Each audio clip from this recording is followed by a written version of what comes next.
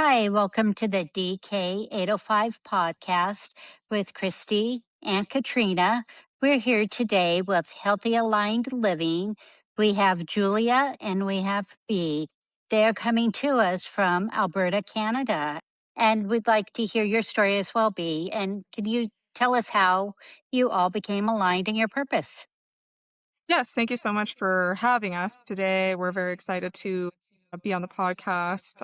My name is Julia, of course, and I am the outreach volunteer for Healthy Aligned Living. So I do all of the interviews to make sure that we are bringing on people onto the team that have the same values and that they're aligned, like the anti-racism, being trauma informed. Just very respectful individuals that are very emotionally intelligent because we're trying to build a team of authentic people that just are empaths, really, that understand addiction and have a lot of lived experience that they could draw from. Oh, that's Thank beautiful. you. Yeah, thank you, Julia. And B, you're joining in together. How Yes, did you thank you so much connect? for having me.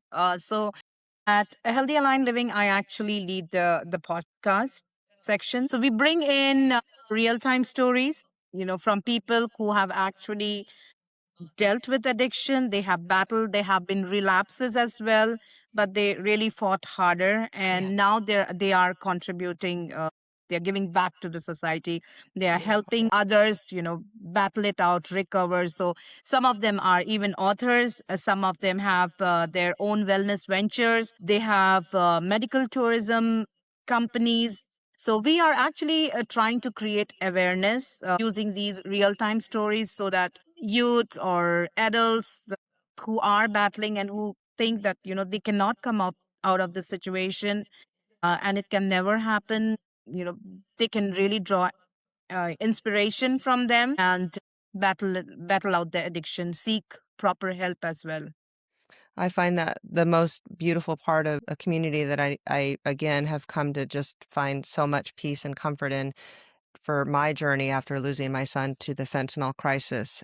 There was this just outpouring of love and support when I reached for it. And there's so many more resources now that weren't available when I was searching for the right ways to help my son in his addiction journey, the trauma that he was going through, that so many that start with their journeys with addiction can start with traumas, not always. And we've come to just learn so many different things along the way. But it is for that person the most painful experience. And as a parent, a mother or father going through a sibling, the family, the whole family is affected.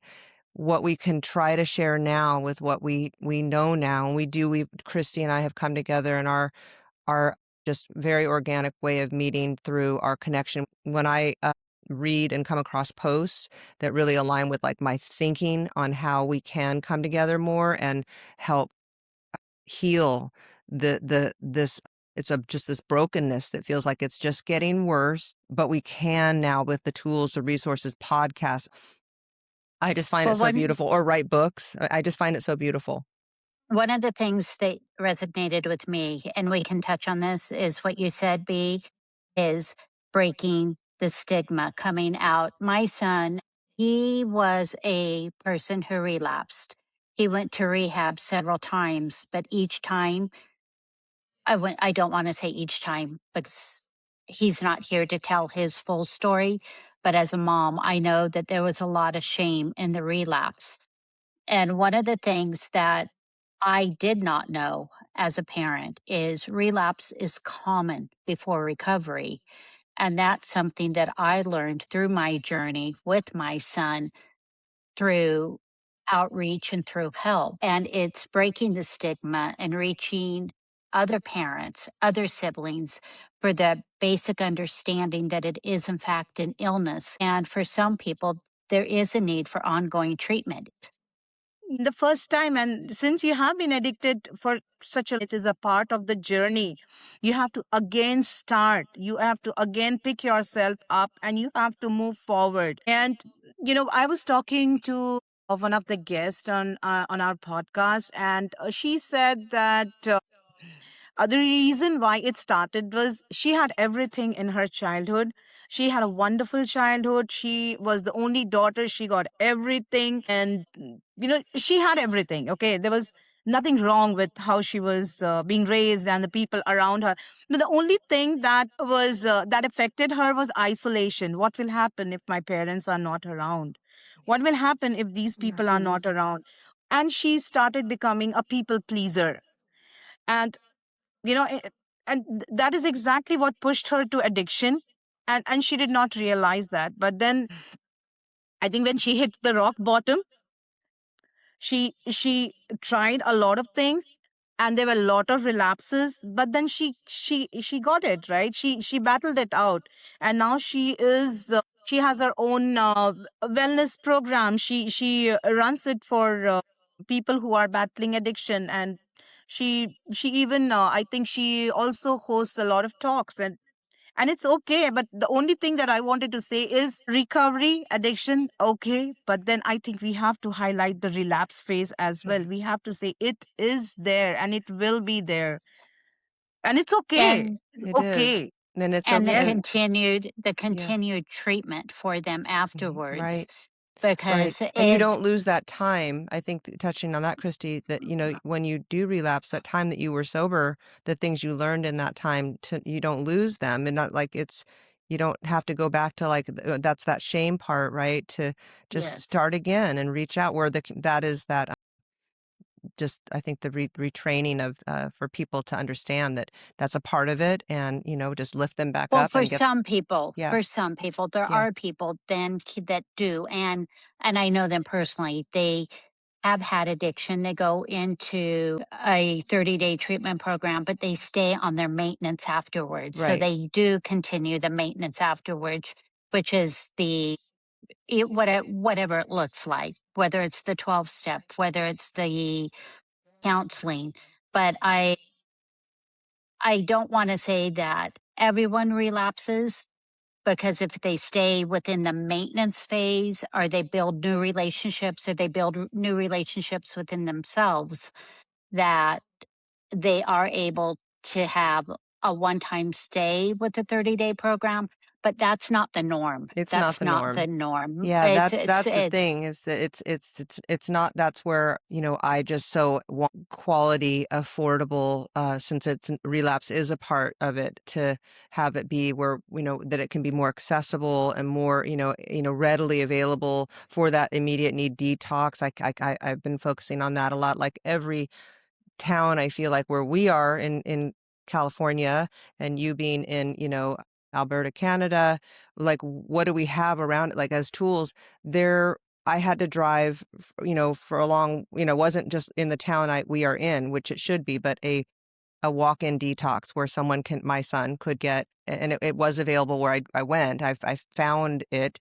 I love a beautiful place, but it should be something like this in a community center, that you could get the anxiety medicine if needed in that immediate like withdrawal. Because when you're relapsing in that moment, that's when that real danger point comes from taking something from someone that you don't, or that just is the poison that now is. Everything feels like it is poisoned, uh, in the levels that we're still seeing. But I just, having accessibility to, because relapse is possible. If you can't get through that moment, how do you get through it if you can't get into a bed immediately or get into a treatment center? If there's something that is maybe just, I'm thinking like outside of the box of what could be a solution that isn't, too hard to fathom to think of, rather than going to an ER or going, because in that relapse with that withdrawals are painful. And Julia, in your experience, what have you, With what's your trauma. journey in Yeah. this? Well, I have experience being an addict myself. I've now been Oh, 6 years clean and sober, but I have experience being in rock bottom, and then I also have experience coming out of that, being able to contribute to healthy, aligned living and to really understand what people are going through. Everyone goes through something different. Right. I've got that experience for sure. Can you share what that? That's beautiful. That just that reflection of that part of your own personal story, what that felt like, what you felt you would have needed, and what would have helped you in that time of that rock bottom, which is harder and harder these days because rock bottom is with fentanyl. It's there's not one more time. That was my son's experience. One more time or leaving rehab was poison crossed his path. And so with your story and your journey, and I'm so proud of your recovery and what you've turned it into, Mhm. is that in itself that you're, paying into purpose, and like now healing other people is service and helps, and it keeps us going. And so would you mind sharing that? Not at all, yeah. Well, I think the main thing that would have helped was when I did have access to an addictions worker, the first thing that they had said to me was that personally they had never had a drink in their life. They'd never taken any drugs or anything. And I Highly relatable when you're going through that. Yeah, and I'm That's like, how are you gonna understand what my journey's been like and what I'm going through and how sick I feel and how sick and tired I am of feeling sick and tired when you've never even yes. had a drink. So I just felt like had a very hard time in relating to someone like that. What would have really helped would have been having more resources, you know, that could have helped me, a program that I could have gone to. There's a very long wait list as well, and I feel like just having peer support and having surrounded myself with people who were positive, sober people. Right. Like I'm a Mentorship. woman. Yeah, like I'm a women for women first sort of person. So I feel like as a woman, it would have been so helpful to have been surrounded by other inspiring women who have been through it as well. That could have really lifted me up. That would have been very helpful. And I That, think yeah, I think what you just shared is so important so because important. part of my story is I'm the person who didn't use drugs and I didn't understand my son. I didn't.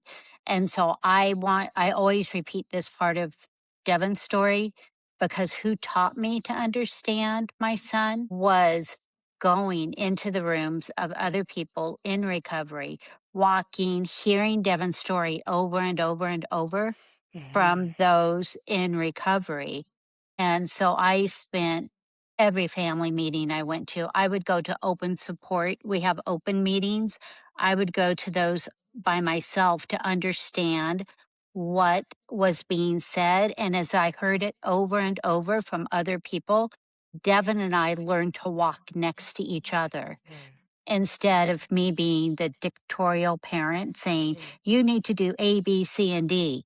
What I needed to do was learn about the illness. Mhm. And anytime I hear your people share the stories of what you needed, I think it's important to understand it is a family illness. Mhm. That comes from hearing painful things from Yeah. other people. So I think recovering out loud and sharing what you have shared has humbled me in ways I would not have been able to be humbled Yeah. and so I don't know if you want to add on to any part of that. I just wanted to add on to that, it just I touched into we had done a different podcast, and it was about just what you just said about having it be relatable, and how my Dylan would say the same thing. Dylan would go into a place and he would feel like that if they weren't, so someone was speaking with us about grief therapy, and asked if we had been in grief therapy, and I have immersed myself in so many different ways of therapy since my son passed, and I highly recommend all types of trauma healing, especially when you're because the nervous system just shuts down. I mean, it's a shock and awe. So going through the addiction, that journey, and trying to save your loved one is traumatizing, and it's like your body's in like a nervous state. So I was seeking things for myself and my son during that whole time. So I'll say lots of therapy, but if I had come into and it did happen, into contact with for myself a therapist that hadn't lost a child, and was trying to kind of like, maybe like I wasn't meeting markers and in their expectations for grief. I was done.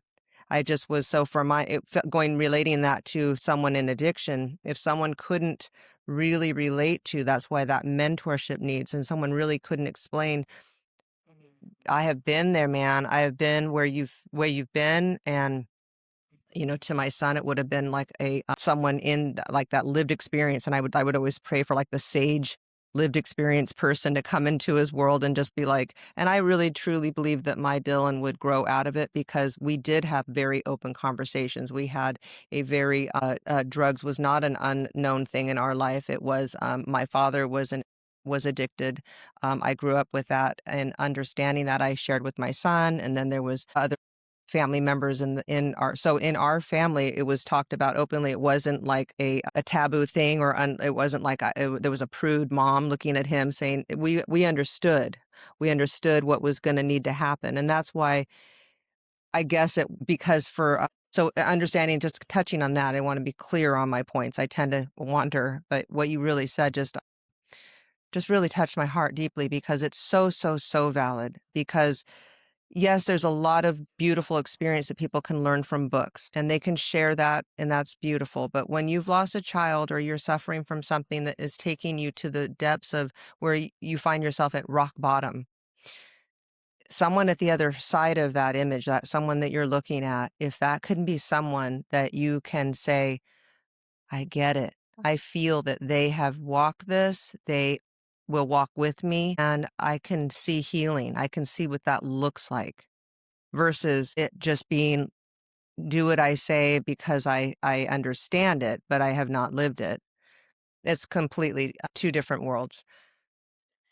Whatever it is that weed is what usually is the Yes. start for people, like I know for, United States, for California, certainly, but I think it's just universal. And now it's become, highly legal and delivered to the door. And, you know, I was talking with, I believe it was Dre, who is a part of your Mhm. your team, and or Yes. he's not here today, so just to not confuse the viewers, but we had a long conversation. I pulled over to talk with him just to talk about how weed, during the COVID time when COVID happened here and when was everywhere, it was delivered to the door, but you couldn't go to church, you couldn't go to AA meetings, you couldn't get community, so you couldn't get support, but you could still have that, your addiction brought to the door. Alcohol could be delivered to the door. Those are the things that can become, I'll just leave it at that. But just that weed for many people, and not all, but weed for many young people when they're searching for something, it is a substance that's been known for as being a natural. My son thought of it as holistic and a Wow. medicine, and it can be used that way.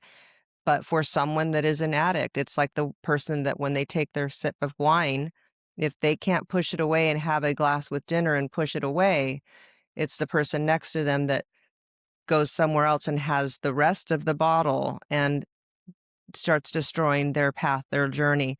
That's the difference that we're trying to make clear here, that you were able to Absolutely. have your family direct you in a different direction, but you were clear to see that there were lots of people still struggling with this. They were just pushed away. That's true. That's true. And that's what we That is have done for a long Did you time have with that? even, yeah, that's what we want to change, not pushing Was people that away. your experience, Julia? Were you pushed away from family and friends as well? Yeah, I'll never forget the time I was 16 years old and I had been at my cousin's wedding, and I was sitting at a table away from my parents, and I was given two bottles of white wine and being almost encouraged to drink. And it ended up just being way too much. And I felt very sick. I felt very embarrassed about this because I felt like these are family that we don't see very often. And now they're going to remember me. Some of them I still haven't seen since that wedding. And I'm 34 now. And I don't even recognize myself anymore. But I'll never forget that day. And it definitely was very alienating. Had my parents have been at that table, that never would have happened that day. But that's where things start, right? Like that's where the seed of addiction's planted when you're young. Mhm. Like that was having the wine, and then the wine turns into marijuana, and the marijuana turned into cocaine. And Yeah. you surround yourself with the wrong group of people that, you Right. think are your friends, but they don't care about you, like, so Right, friends. friends, exactly. And, something that I wanted to touch on that you mentioned, Katrina, was that fentanyl. Because fentanyl wasn't even a thing when I was young. No, Like, you never had to worry that no, this line was going to be your last line. You never no, really had that worry, not a care in the world. You no. kind of you didn't have to worry about that. Now it's so much more dangerous, and you hear about people, like just one time, Yeah. and it's just, yeah, it's terrible.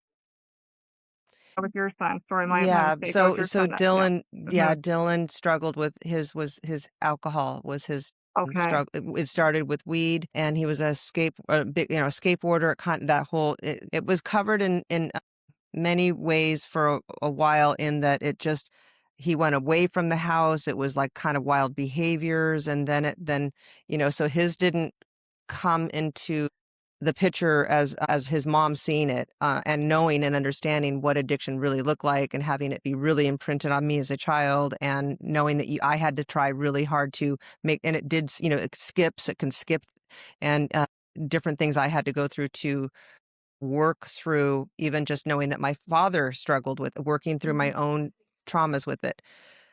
When I saw Dylan's addiction rear, and knowing it was also mixed with a dual diagnosis, so that the weed created in him, um, like a schizophreniform, Hmm. which is common within young men mostly, but it can happen with girls. But I started now. I know I've researched everything, but he did get a diagnosis from a clinical space of treatment. But for schizophreniform, it develops between usually 16, if it's going to happen, 16 for young men, to like 25, and in that age range is where, if in use, that schizophreniform is in use, it's the psychoses, and people don't understand that weed psychoses is real. And I was trying to explain that, calling crisis teams, and trying seeing him not able to, losing his car, losing where he was. I mean, the literal psychoses, where those things are. This is 20 now, so he's 20, so that's when it became like this is real, he's not going to grow out of it, this is very, very scary and very serious. And that's when we were on our journey for looking for treatment. So And so, Christy's journey is very different, and that was just my journey. yeah, Devin's journey was, I don't know if it was similar to yours, Julia, but at Devin was introduced to weed around the age of 14. And at 15 years old, my son was 15 years old when he had somebody who was several years older than him inject him with heroin. And I sometimes cry Mm. because I say that Devin chased sobriety and I chased him. After Devin's death, I found a lot of his writings because in recovery you do a lot of journaling. And in one of his writings, I have the piece of paper. He says it never once occurred to him when somebody injected him at 15 years old that he could die. It never occurred to him that he would become addicted. He was young. I feel like he was a victim.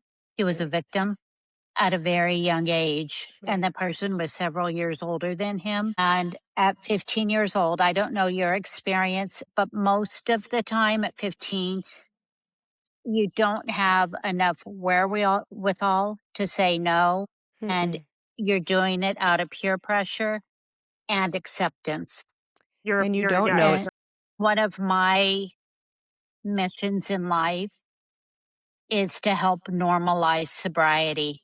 Because if there was enough people who felt to normalize sobriety at that 15-year-old self, you would, people would be confident to say, no, I don't want to do that. Because from the time of 15 years old, uh, he had a lot of shame.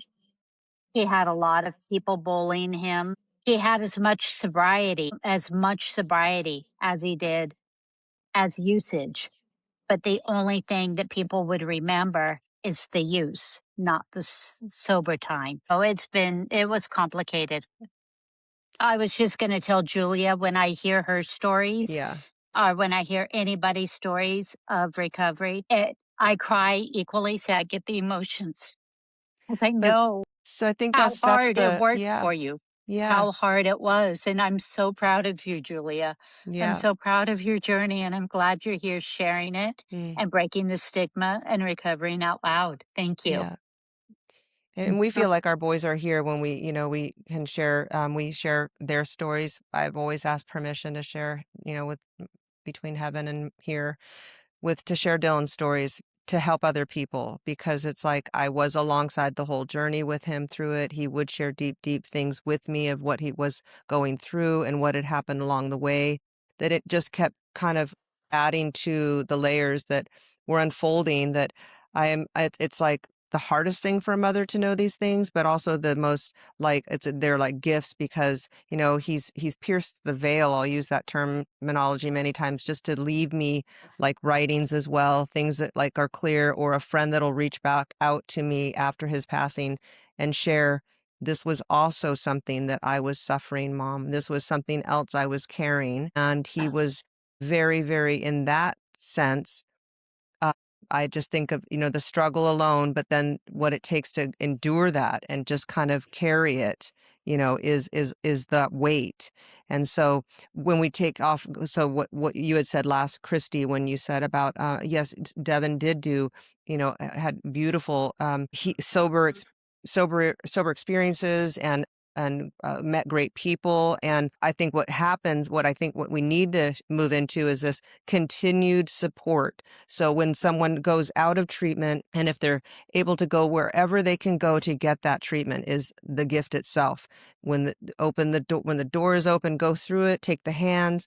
And when that time comes that you must enter back into the world, what do we have to offer them then, like now? So resources of community support, mentorship, places to go that are sober activities. And now I'm seeing new things like they're just in LA and a new um, sober club and, a young man around, in his 20s that's working out and kind of encouraging the workout world and just making that look cool, making that be the cool thing. And I just, I had, that's not something that was there even 2 years ago, a year ago. So it's like, it's happening where these are like, and then that's building. So I can see his platform building of that.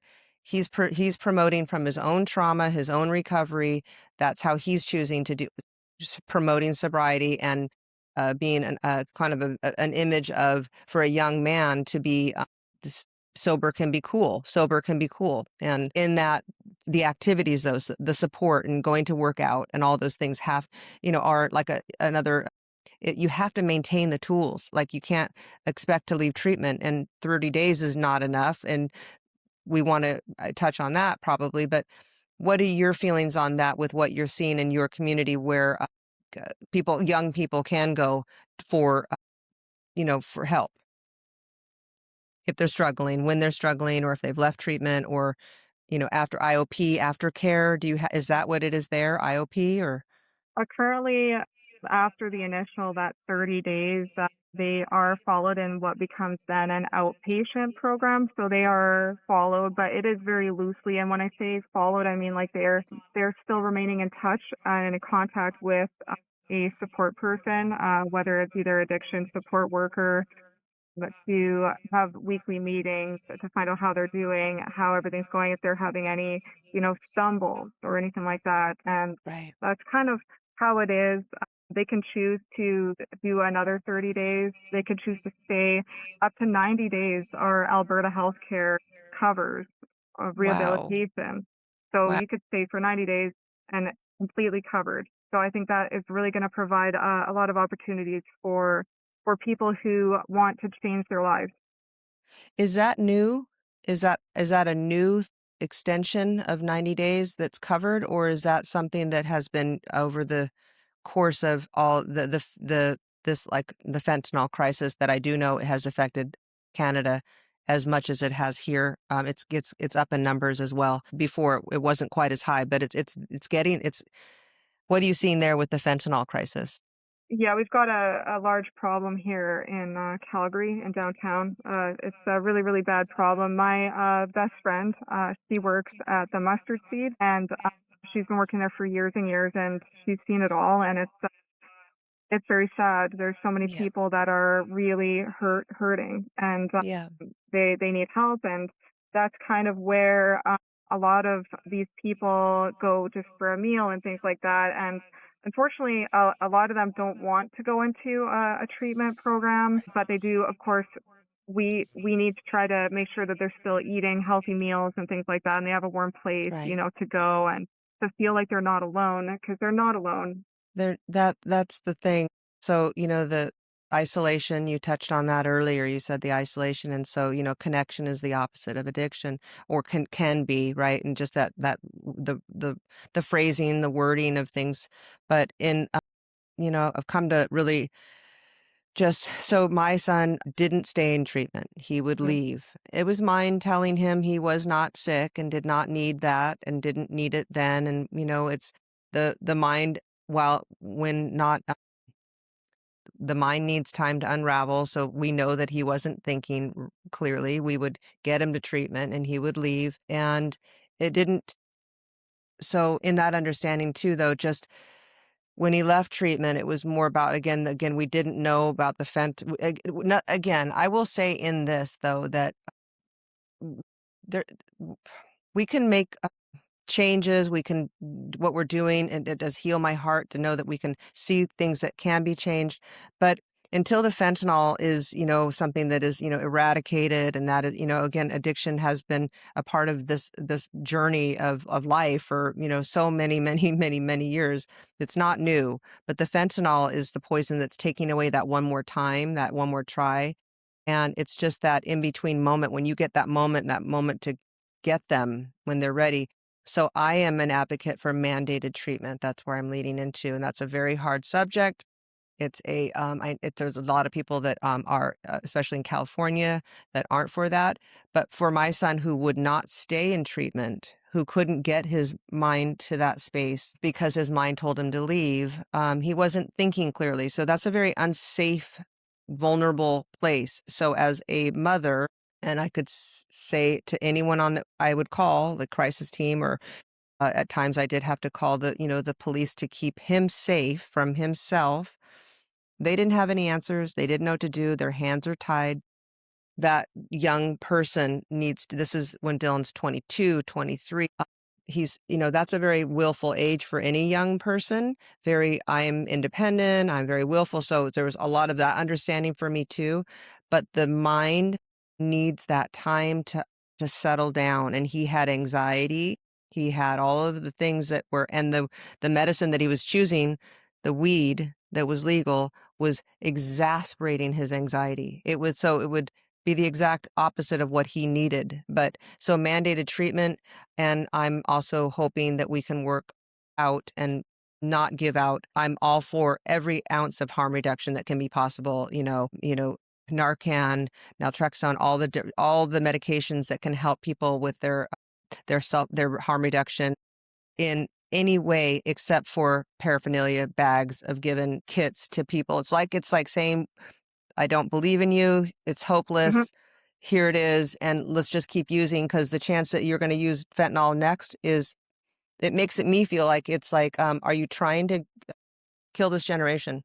100%. It's a pandemic that is going on currently in British Columbia, just next door to us, upstairs for you. It's just unbelievable that they are handing out these kits, even to schools, like handing out drug testing kits. I understand that, that they think that that's going to help, and it might help a small amount of people, but this is ultimately encouraging people, and it will inevitably end up in a drug addiction to flourish and to thrive, because it's not any way to help somebody with that. And I just wanted to touch on something else that you mentioned in regards to mandatory treatment. That would have helped me when we were discussing things that would have helped me at the time when I was 22. You know, that would have helped me, just being in a mandatory treatment facility, because I was not in current control of my own mind, and therefore I don't think anyone else is that's under the influence of drugs or alcohol. How are No. they legally allowed to decide what is best for themselves when they're not even allowed to get married, sign a legal document, or do anything or any important decision at a bank if you're high or drunk? Right. You How are we allowing them to choose that they are just going to keep doing what they're doing and they're not going to go? I And they think we aren't should at least, choosing, and they're yeah, not, and like as you said, they're not choosing. It's the brain under the influence not choosing, and we know what that brain feels like. It's on a whole nother plane. It's not thinking about the next step or getting, and my son would always, it would be that he just wants to get to work. Well, he didn't have a job to get back to. We would say the work is recovery. This is what you need to focus on, and he would start and stop jobs, but the brain could not do that. It couldn't do that. So I'm saying as a mother, seeing that, we're not talking about days of when, a lot of the mental health facilities were closed down, wrong things happening for centers that I think now would never happen at, in the level. I mean, we would, there's bad humans there's bad people that want to do bad things. We're talking about, I think, trying to solve what's the bigger picture now, which is what's kind of gotten out of hand. It's at levels of epidemic levels, and when we're talking about those levels, we're not talking about the like Kristi, we talked about the other day that when we were thinking rehab, it's like it would be like alcohol or cocaine. It would be like the early, well, it'd be 30 days. You'd think that would be enough, but it's such a different, like I'll just call it a beast now. It's a different world that we're Well, in.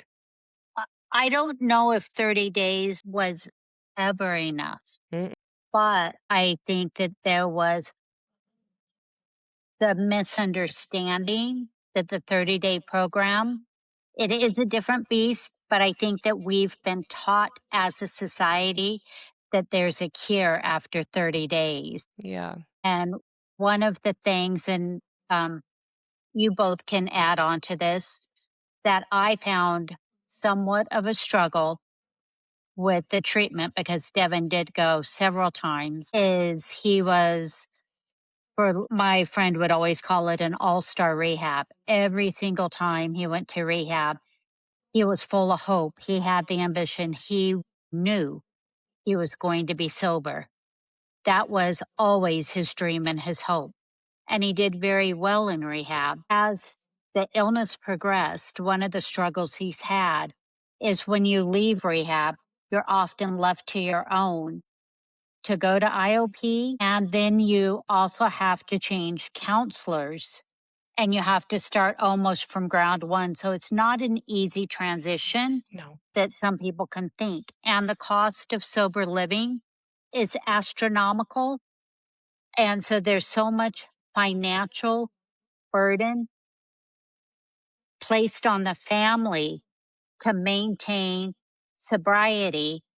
And often the family is thinking, just get it together, pull it together, because you're trying to support their sobriety, yet you're looking at your bank account and it's hurting the entire family. So as much as compassion I did have, and as much as I knew the illness, there was still a level of desperation of running out of money, taking a second mortgage out, paying for private insurance that is often overlooked that keeps I kept my son sick too because he felt so responsible Mm. when I would say on one end, your job is your mental health is your job. But on the other Yeah. hand, he saw me working 2 to 3 jobs to maintain his mental health.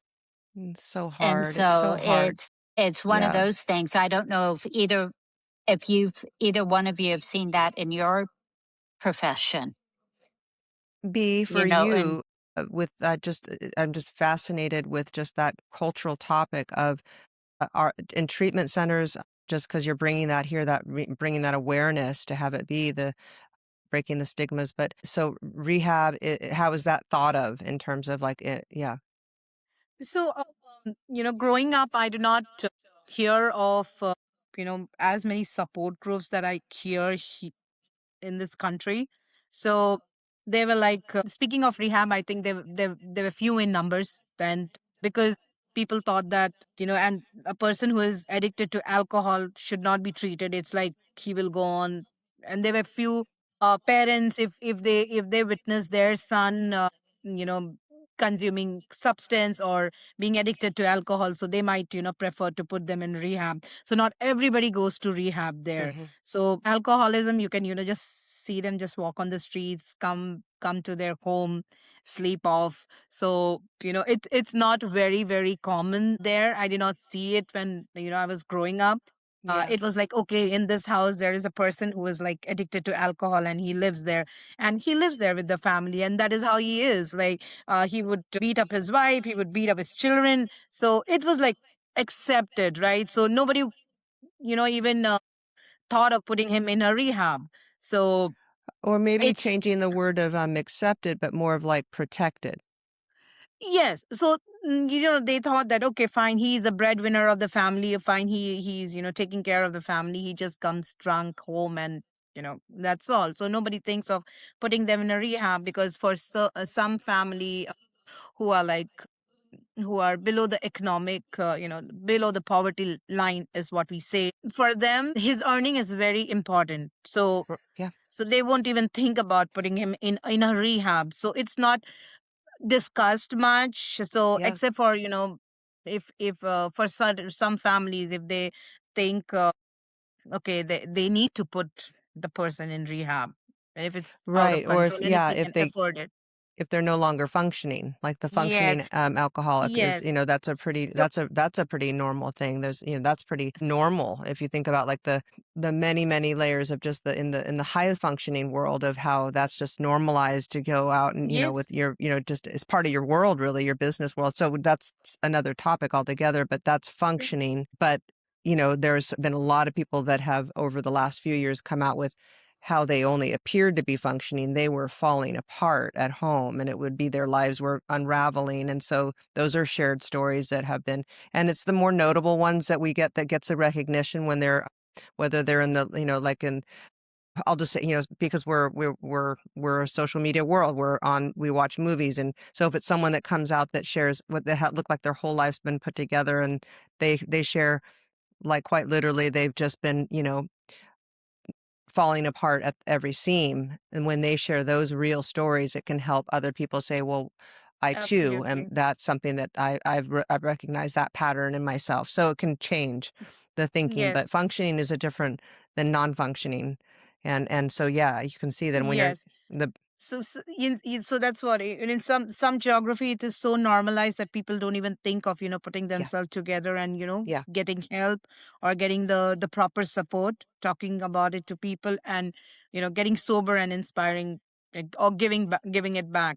So yeah. when I got in touch with a lot of people who I wanted to interview them, this is when the awareness phase for me started as well, their journey, because we had a conversation and they opened up about their life and what their journey has been. And when they thought that it was a rock bottom, and they hit the rock bottom and they needed help.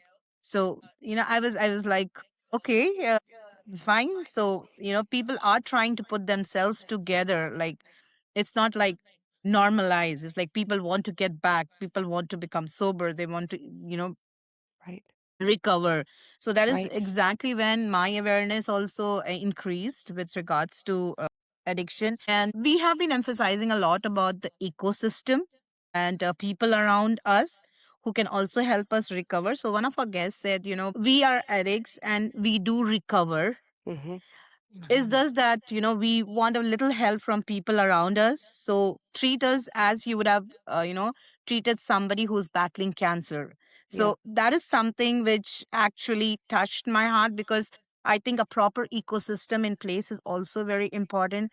A lot of parents think, okay, this is not the subject that I would deal with, because it's not in my family. My kids are okay, they are safe, they are not going to use something like that. But it never happens that way, because I one of my friend, like, he has two grown up sons, and He thought it could never happen to him, right? And they were doing really good with their studies. They were in the universities, and all of a sudden, he went into a shell. And I got to know that one of his son, he started consuming substance and had to be put in rehab. So we cannot say that we are safe. I Right. think we need to create an awareness. And Right. everyone, if they have dealt with the situation or if they haven't dealt, have to come together and speak about it.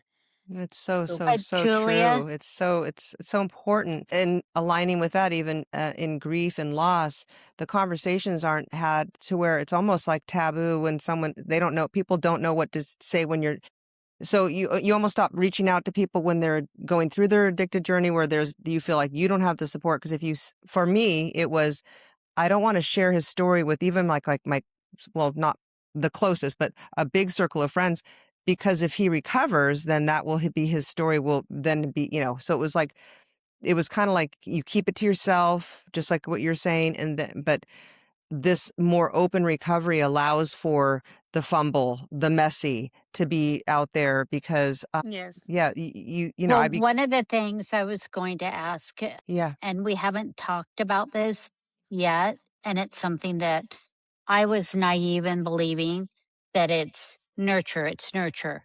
A lot of it's nature. And what we haven't talked about is there is a genetic component mm, to having addictions. So it's not uncommon for multiple children within one family to have addictions. And often that can be, often that shamed, the shame can fall on the parents where you can feel that you failed as a parent, Correct. but we've ignored the fact that we would never shame somebody for having blonde hair, shame somebody for being 5'10". So when you see a family with more than one child who struggles with addictions, as a society, I think we need to become aware that is a predisposition that they can be born with. mm, Not and not everybody who has that predisposition will become an addict. What I'm trying to say is that we need to bring the awareness out Yes. loud right. equally. Yes. And I don't know if you've experienced that in your walk, Julia, with different, not even with you personally, but with you're in the recovery world as well. And I'm assuming, Yes. correct me if I'm wrong, No, absolutely. Just having that time now to reflect on a few things that have been said so far in my own life. After Katrina mentioned the marijuana psychosis that had happened, that the exact same thing happened to my sister, and she's still living with a debilitating schizophrenia that's very treatment resistant, drug resistant. It's really horrible what she's had to go through from marijuana. Yeah, It's a safe drug, natural, all right, fine, no worries. Well, she smokes marijuana.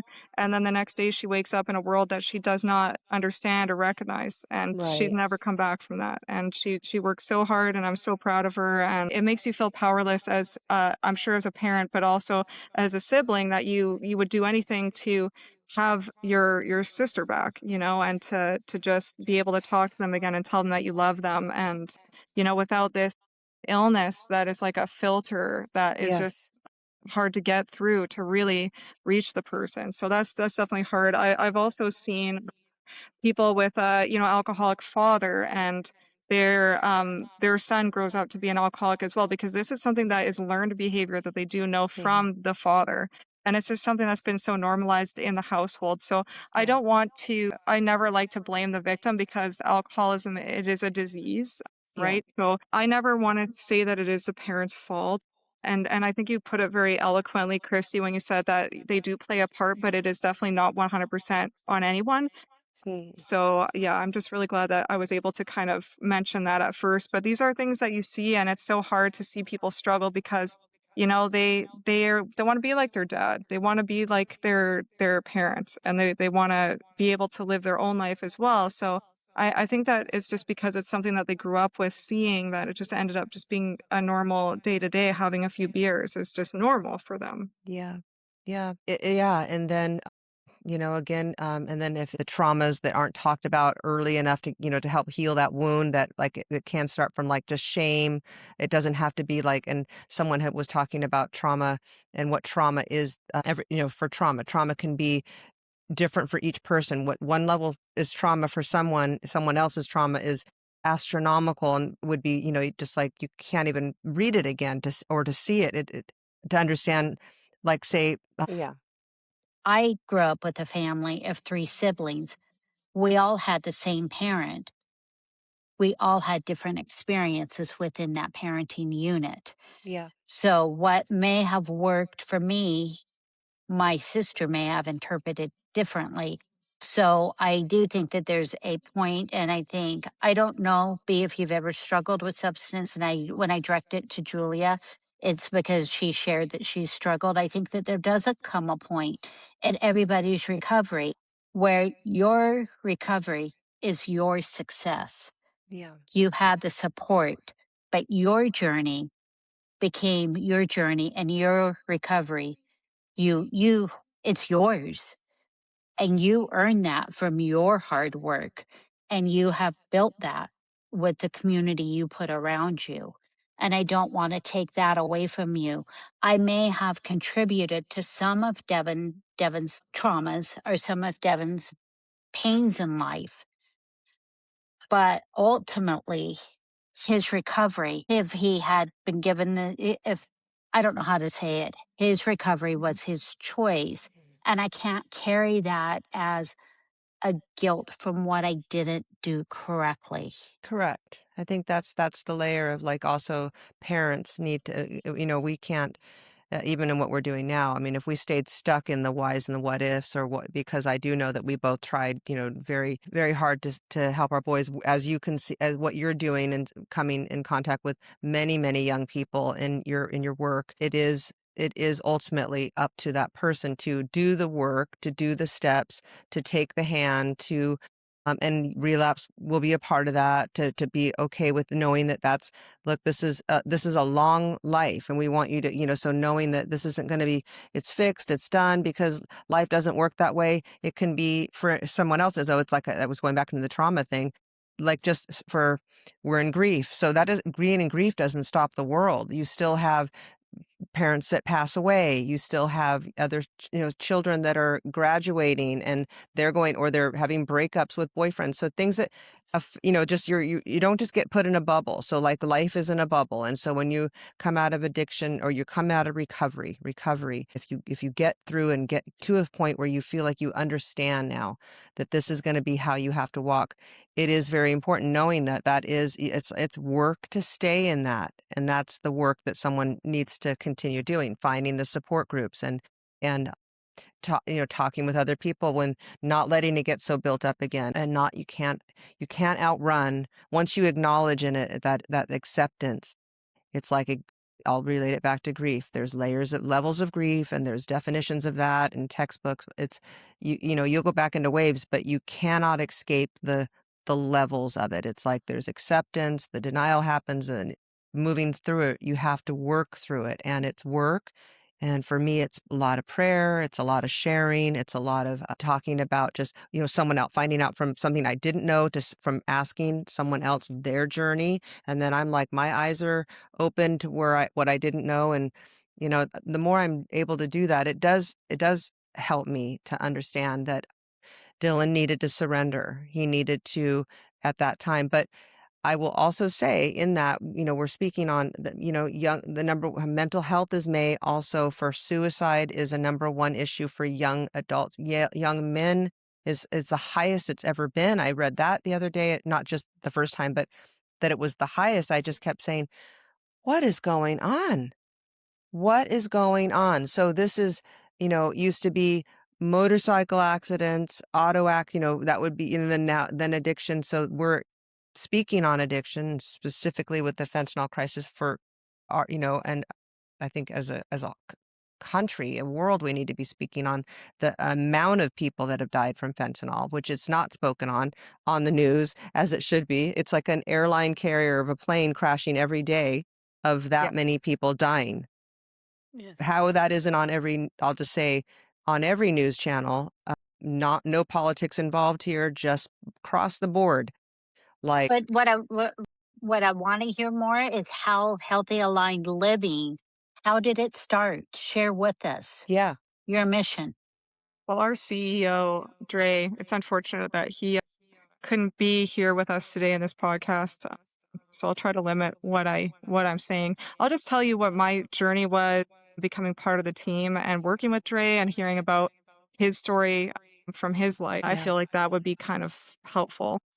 yes, So yeah, we had met through a website called Volunteer Connector, which is for folks who want to find volunteer positions and give back to their community. You can set up kind of your profile based on what you are passionate about, and I kind of set mine to working with people who have addiction. And who are living with mental illness and things like that. And so mm, I got matched with Healthy Aligned Living. And then Dre reached out and wanted to have an interview with me, and I still remember it like it was yesterday. It was we had a great interview, and he shared with me that he had a really rough past, and being someone who had been to jail before, who had dealt with addiction, being a minority. mhm, He had just it was like he's placed in such a small box, and mhm, he fought his way out of it, and he got sober. He started going to the gym, working out. He found God. He really changed his life around, and he thought, you know what, I want to do that for other people, and yeah, I just want to live my best life. yeah, And that's that's how beautiful. those are the grassroots of the Yeah, healthy. It's yeah. such an inspiration to hear Dre and the way. I just look he's like, "This is how we do it. Let's just free flow it. I can tell by what we're talking about. Let's just get this panel together because we do have so much to share together where we can bring, our information, you know, across the from Alberta to here and around as to as many people as we can, but just the shared knowledge, different things we bring to the table." And Yes. he mentioned I the mentorship part, quite a bit, how that's so needed from that aspect from, and just you sharing his story, which he didn't get into that part as what you did as, but just that coming from where he did, so understanding now that mentorship was very, very important and how it is to a young person that is like, where do I go and what's that, what does this look like, this navigating this new world, and if someone's there with you helping you, I mean, that's the thing. You have to be willing though. You have to surrender. You Well, have one to of the things that that my children will say that Devin gave. Now I can talk about the sadness, I can talk about the loss, I can talk about the hardship. That's not as important as the gifts that Devin gave us as a family. And every single one of my children will say what their brother taught them was how to live authentically. Mhm. And that sounds like what Dre is doing, is living authentically. And Yeah. my favorite people, I always say this, my favorite people are the people who have a past. There may have been a time where I may have said, they went to jail. Oh no, I can't. Yeah, that would be scary for me. Now I'm like, oh, I wonder what their story is. Right. Because Yeah. those that have walked that path have the biggest, most compassionate hearts. Mhm. And all they want to do is help heal the world. Yeah. And so I'm so grateful. I can't wait to have Dre on the program because I know. his story sounds remarkable, and he sounds just like one of those humans that you walk away from and you're a better person.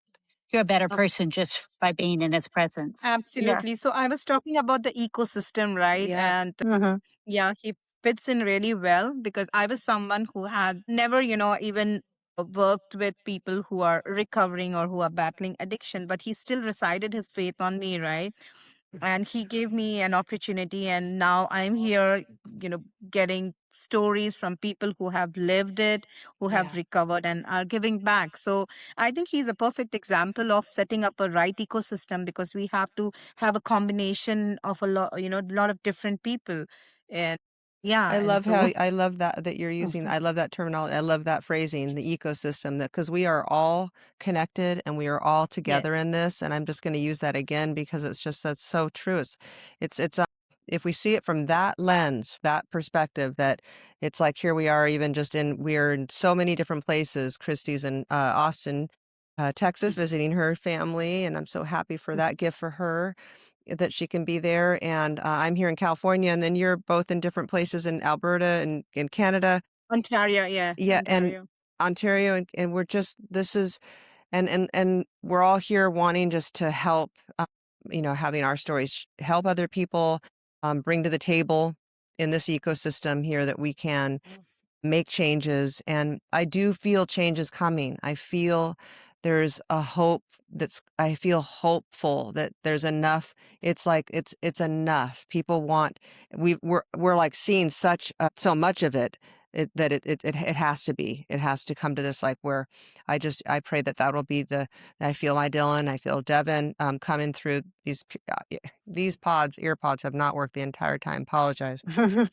I don't know if it's just they're just not in there right or what. I'm going to leave one out. But it is about them, their mission. I feel their story coming through us, and they want this to be shared, what was needed, what they felt they did, what we're finding along the way. But also, too, the truth of that they were such and are still a part of our life, and they are still here in ways that, like, so profound that I feel like I just want to share it, but it sounds woo woo. We talk about that because they come in magical signs of, like, they no longer, they're in their ultimate no struggle. There was a struggle in their internal being. And for those that are struggling, we want people to find that recovery, but to know that there is, in that this fentanyl takes that away, for one. But the other part is that in grief, you become a new human being, just like you do in recovery. Like, in grief, you are stripped away of everything you once thought and once knew, and you're open to new things, and you are wanting to Walk into the really fire. walk into the fire and really, like, get to. And so, yeah, we're just here trying to, on our mission is for our boys, to honor them and their life, because they were beautiful and larger than life in life, and their gifts were many, and they gave us so many beautiful years. I count the many years I was blessed with my son, and he is teaching me. He's my teacher now. He teaches me about, like, okay, what we just said, the compassion that maybe he didn't feel he was getting at certain levels and things. But I'm just like, it's, it's, it's, uh, it's all very, very beautiful to be able to share with people in this way.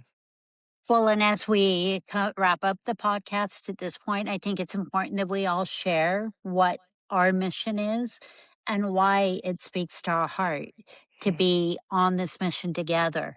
And I feel, for me, I feel that my journey is to pick up my sword every day. And although my son's illness, he lost his battle. It's often that people who are still in the fight lose their battle every day. Devin didn't die not trying. He died trying. He was going to rehab the next day. And so if Devin can try every day to be a better person, I can try every day to be a better person. And my goal is just to leave those like Dre better than how I met them. And I'm grateful that I got to share this time with you. Do you want to start, Julia, and tell us what what keeps you going daily? Well, I really appreciate those beautiful things that you just said now. Wow, it's very, very moving. I I would say that anytime I see someone that's struggling, even going into a Shoppers Drug Mart, that we have these stores up here, a grocery store, and seeing somebody sitting on a bench and just kind of rocking back and forth, whether it may be mental illness, or whether it may be addiction, or both, to stop and talk to them and ask them if they're okay. Are they Yes. hungry? Do they need water? Instead of all these Yes. people that are just walking by like they're invisible, I want these people to be seen and heard and respected, and to feel like they're not alone. It's Yes. amazing how many people will just walk by when there's a person clearly in crisis, and I am just not okay with that.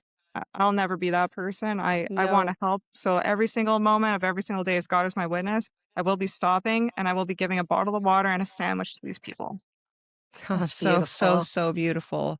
It's And so how about beautiful. I you? just so touched by that too. And B, you're such a Yeah, gift to this I podcast. second, yes, I second Julie. And as I mentioned, that I have never been in that situation, but that doesn't stop me from creating an awareness and bringing people from different walks of life together to fight this out. Because yes, as you mentioned, it is a pandemic, right? And Yes. everybody has to be aware, and everybody needs to come together to help each other. So Yes. my mission will always be creating awareness, and that is how I would be learning a lot of things, as I progress, as I take this journey forward. So awareness is the key, which I definitely would, want to take it very seriously.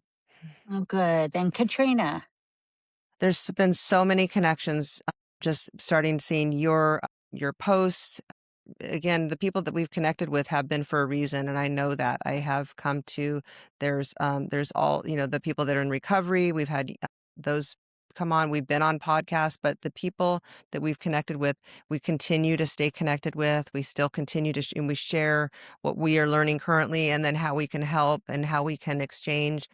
Maybe something has changed a view that I had, uh, like with what you just shared, that you didn't have before, and you come into it with a new perspective because you heard it from someone else and their perspective. And I get that each time I'm speaking with like a wonderful group of people, and especially with you two today, with Kristi, we always share this, like we don't write anything down. We come on just like free flow. And that's what Dre had said. He's like, let's just like, so what we're doing right now on the phone, let's just do that. And I'm like, that's what we do. And this is awesome because it's so coming from the heart. It's like visceral. It's like visceral images of what you just shared. I just did that just yesterday and had gone down to an appointment, and this young beautiful girl was just sitting, just like had the sign, and the luggage, and she was, I just that moment, and I do say, do it safe, do it when you can be safe, because not everyone is in a safe mindset when they are in their head, and in their different, if they're on, in psychoses, or but just in a safe, if you could, in a safe way always, but take the time and do it. And it was such a beautiful share that she shared with me. I felt so gifted by her sharing with me. And I had come away with an awareness of just that there aren't enough resources out. That's the thing. We know that. But the resources she talked about, there's not, that people assume that are. So there's plenty of resources, people say. And this is what we're doing here, is saying there needs to be more. There needs to be more resources for this, say, young gal to go. She didn't want to go to one treatment center that was not a treatment center, but it was a shelter, because she had left her circumstances, and it wasn't addiction at this point, where she was talking about yesterday. But we just shared so openly. She said she chose not to go to this shelter because that's where they were doing drugs, and it didn't feel safe to her. And she chose to be out, away from that. And we talked a lot about like what resources would be available for her, like a faith-based where she could feel safe. Or I just wished I had like a whole, like, I wish I could just call. I wish I had that. My heart was, I was wringing my hands like I do, but I just wanted to be able to call someone to say, let's get her there now. But I just was able to say, are you feeling like you can make these calls and do this? And she was able to do that. But it was that moment that was just like, don't pass the person by. If you can, sit and again, I mean, that's what we're here to do on earth, is to love and be loved. That is the journey. When it is over, I just pray that someone can speak of me in a way that I gave back, and it wasn't lived in a different way. And Dylan has taught Yeah. me that. Dylan has taught me that. So thank you both so much for Thank you joining us both. today. What we got, I hope everybody got the message from both the DK 805 podcast and the Healthy Aligned Living podcast, that people Yes. matter. You matter. People Reach matter. out. We're here. When we walk side by side with each other, the world is just better. The world Yeah. is just better. So let's heal together. And what you're doing is beautiful. I've seen your I just all each one of your posts. There's so much love, and just again, we look forward to speaking again, and hopefully with Dre, Dre, and we'll do that. We'll do that soon. But thank you so much for coming on. And is there anything else that we feel like that you wanted to touch on before? Because we have time to do that. If you I just is wanted there a way to to reach? Yeah. I just wanted to let you know that when you were talking about the mandatory rehabilitation. Just quickly, I wanted to let you know that there's some quite exciting news developing that actually in one of our provinces, Saskatchewan, they will be rolling out the mandatory rehabilitation very shortly here. So I will let you know how that is going because Yes. we have literally no long-term data as to whether or not this is going to work. And all we've been doing is saying, no, no, no, it's too heavy-handed. Like now we get a chance to really Listen, find out. that compassionate. Yeah, it's not too heavy-handed, or we hear here it's not compassionate. It is not compassionate to see what we have been seeing, and again, they are not thinking and they're not able to at this state. We need compassion, kindness and compassion is helping them while they are needing when they're not thinking right. Absolutely. And I Yeah, appreciate you thank for you. saying that. Thank you for saying Yeah. that. Thank you, ladies. Thank Thank you you. so Thanks for much. Thank having me. you. You're Okay, welcome. Thank bye. you. Bye now.